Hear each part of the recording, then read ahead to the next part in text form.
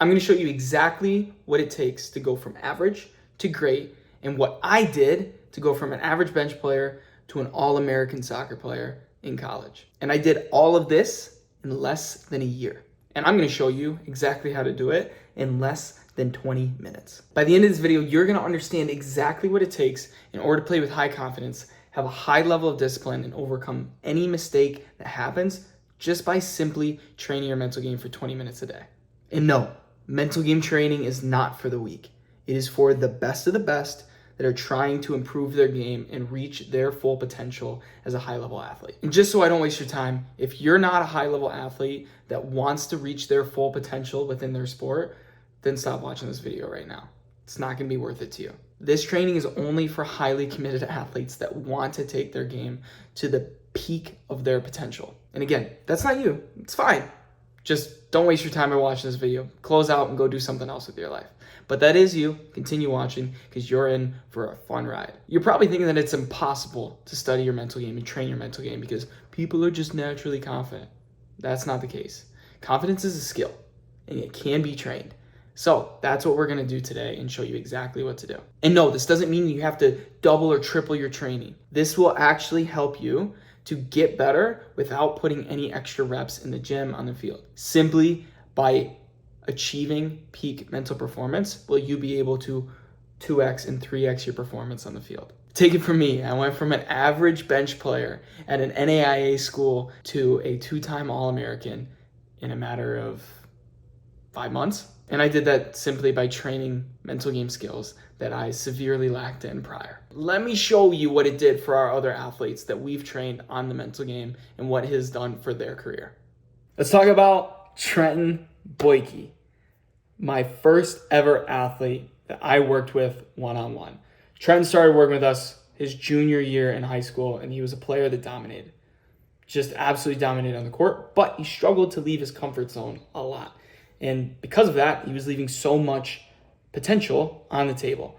And after working with us for, honestly, months on end, and still to this day, he was able to realize his dream of playing college basketball.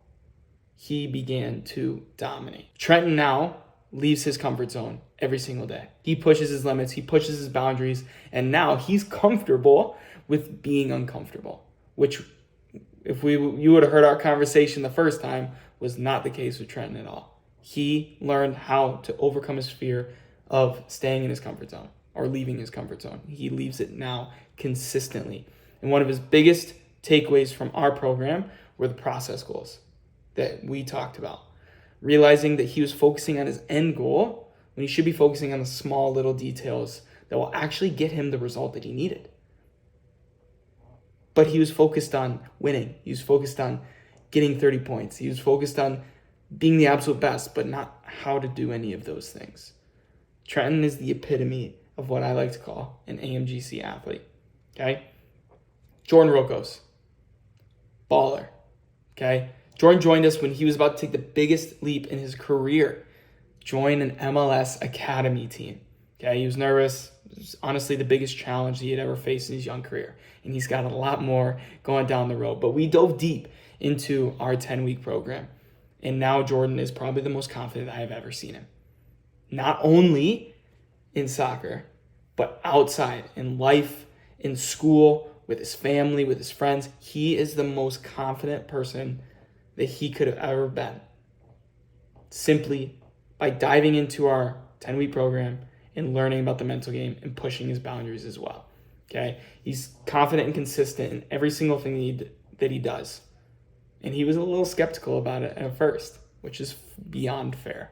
Okay, he's already taken his game to the next level and establishing himself as one of the academy's elite goalkeepers. And I can't wait to see where his career goes from here. Okay, Cooper, my boy Cooper, was skeptical. So skeptical of the program. He's like, nah, I don't need that. Nah, no way. I don't need that. He doesn't have a mental problem. He doesn't need it, which is fair because that's what I thought. Cooper worked with us for our 10-week program. Week 1, Cooper was skeptical, scared, nervous, shy, uncomfortable, focused on the wrong things, not just in our meetings, but in everyday life. athletics, school. Week 10 Cooper, different person. If you put them in a lineup, you would think they were completely different people. He was confident, he was brave, he loves being uncomfortable, he's process focused. And now he's breaking school records. And then again, breaking his own records that he just set. Oh, and guess what? He's a freshman in high school. I just want to reiterate that this video, this program, everything that we do here at Athlete Mental Game Coaching is not for you if you are closed-minded and ignorant. If you're someone that doesn't really put the work in, if you're uncoachable, you want it to be easy, like this is not for you. But it is for you if you are coachable and you're someone that actually applies what we talk about. Hardworking, you want to improve, you want to be better, you want to continuously grow as an individual and as a person, and you're curious, like, yes, that's who we want to work with, but still want to grow and learn and be better and better and better. Okay, that's the type of person we want to work with. All right, so enough talk. We need to get you from point A to point B. Point A is where you're currently at. No matter how good or bad, we need to figure that out. Point B is where you want to go. Where do you want your athletic career to go? And then we need to figure out how to do that. How do we connect the dots?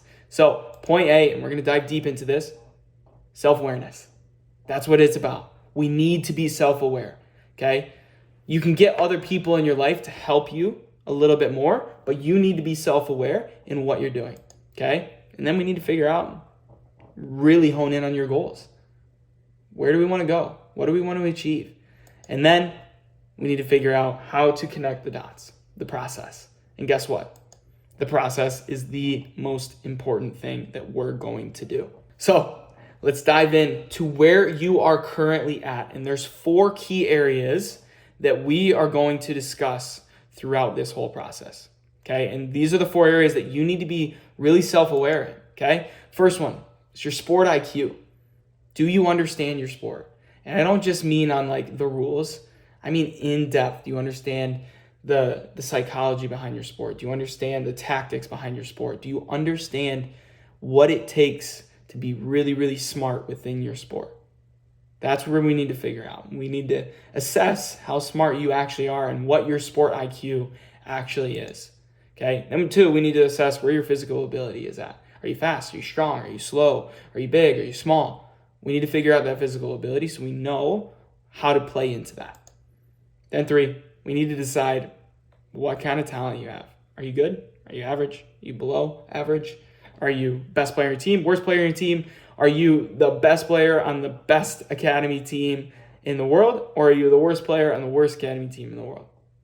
Doesn't matter where, but we need to figure out so we know where to go from. Okay. And then 4, we need to figure out how strong your mental game is. And within each one of these topics, we're going to dive into your strengths and weaknesses, your beliefs and your values. Because every single one of those affects how you operate on a day-to-day basis. So that is point A. We need to figure all that out so we understand, all right, this is point A. So take time to be self-aware in your sport IQ, your physical ability, your talent, and your mental game. Assess those areas in your game so that you know, all right, this is my starting point. Okay, this is where I'm at. Hard truths, this is where I'm at. Okay, and then we got to discuss goals. Where do you want to go? So after you figure out where you're at, you need to figure out where you want to go. Are result-driven goals important? 100%, right? Do you want to win titles? Sure. Do you want to be on the top team? Absolutely. Are they important? Yes. Do they have their place? Yes. But we're going to be talking about something a little bit different. And what I want you to be more concerned about is who you are becoming in the pursuit of your goals. That's what's more important to me. And that's what should be more important to you. Okay? Because my favorite question is who your ideal you is. Who is it? Who is your ideal you? What does that person look like? What do they do? What do they act like? How do they operate on a daily basis? We need to figure out who that person is. That should be your goal. Not, I want to win X amount of titles. No, it should be, who is my ideal person that I'm chasing? Because that's what I want your goal to be. Is your ideal you? Who is that? Chase that. And guess what? That's point B. And then, of course, we need to go into the process and how to connect those dots from point A to point B. From your self-awareness to your goals and your ideal you, how do we connect the dots? Okay? We do that by diving deep into 7 topics. Okay? First one is confidence, the big one. This is the number one thing that all athletes struggle with. Even if you're a really good athlete, you probably struggle with confidence at one point or another. So we need to dive deep into that topic. After that, it leads right into identity. You need to understand what your identity and who your identity is. Is it wrapped up in your sport and the success of your sport? Or is it below average of what you can achieve? Is it a professional athlete? How do you identify yourself? What's your identity? And why is it that? It's another big important question that you need to ask. Why is your identity? Like, who is it? Why do you want it? Discipline. Once we figure out who our identity is, what we want to be, who we want to become, we need to apply some certain level of discipline to achieve that, okay? Because just because you say, I'm going to be a professional athlete, or I am a professional athlete, you need to start acting like one. Because I don't care what you say. I care what you do.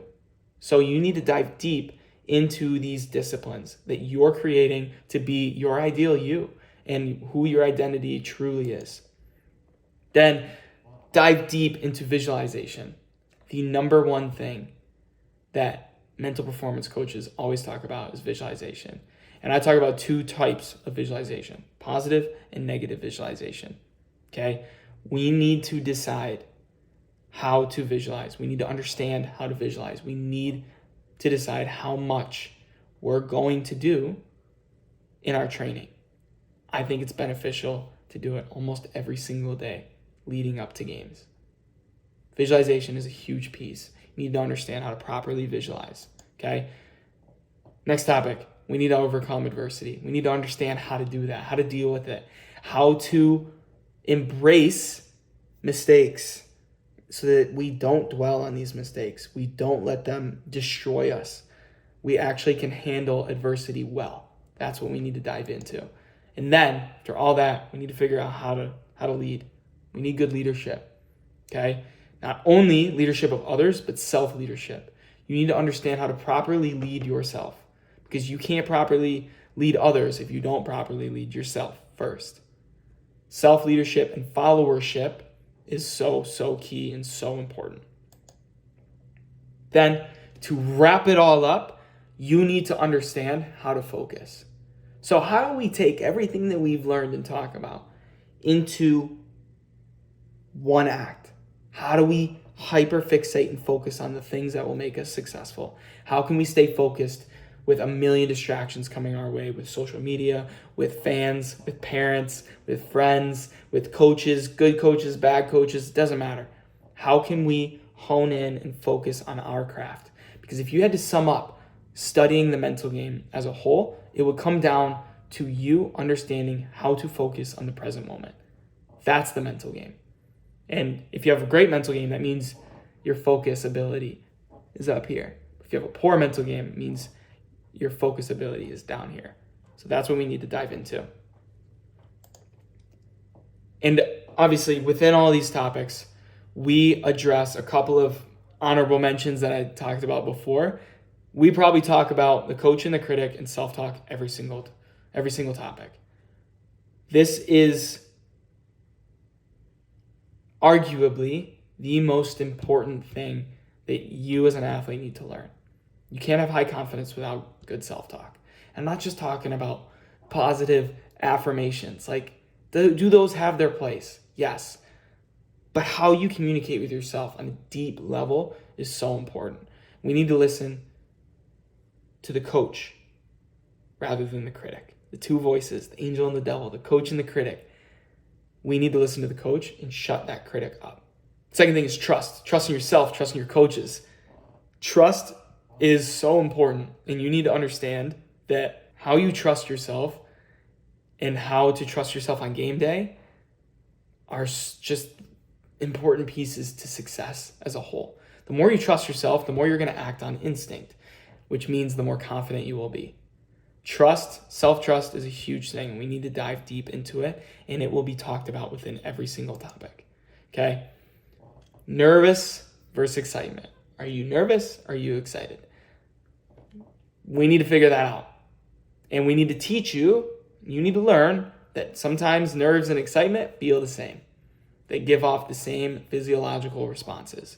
So a little bit of reframing, cognitive framing, will help you to change nerves into excitement.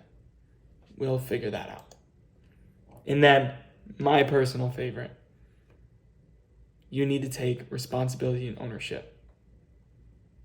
Don't blame other people. Take responsibility and ownership within your career. Because guess what? No one's coming to save you. No one's coming to do the work for you. You have to do it. You have to take responsibility. You have to take extreme ownership in everything that you do. If you want to be a high-level athlete, you want to get that college scholarship, you want to be a pro, play at the highest level you can, reach your ideal you have to take responsibility and ownership within yourself and your career, your thoughts, your actions. You need to be responsible and you need to take ownership within those. So, what's next? Okay. Point A, self-awareness. Point B, your goals. If you want to get from point A to point B, book a call below. We're going to discuss where you're at. The 3 pillars, self-awareness, where you're at. We're going to figure out where you want to go. Okay? Have to figure out point A and point B, the most important thing. And then, of course, we got to connect the dots and how you want to get there. It's a very personal experience. We might get on this call and we're going to talk about where you're at, where you want to go, and how you want to get there. But if we're just not vibing, we don't understand, then we're not going to move forward. Doesn't make sense. I want you to be at a high level, and we need to be a good fit for each other if you want to really reach your full potential. Okay? You really have 2 options from here. All right? From this video, if you've gotten this far, you have 2 options. One is you can take what we talk about in this video, dive deep into all those topics and learn every single thing about them, try it for yourself, and you can see how it goes. That's option 1. Option 2, we hop on a call and we discuss how we can help you get there faster, how we can help you find a more customized approach, how to develop all of these things into lasting attributes in just 10 weeks. Okay? Let me give you a little bit of a background. We chose 10 weeks because it takes 60 days to develop a habit. 10 weeks is 70 days. So our goal is for you to develop the habit and continue building on it.